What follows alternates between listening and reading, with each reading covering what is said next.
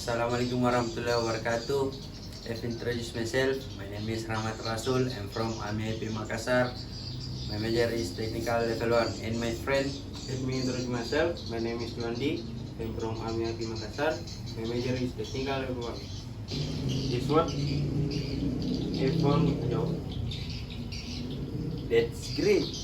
What kind of job? Working as a mechanic in cruise ship.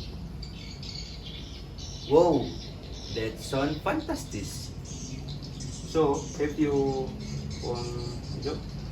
Nothing yet. I'm still waiting response from some companies. I hope you the last person. Thanks, buddy. Guess what? I found a job. That's great. What kind of job? Working as a mechanic in cruise ship.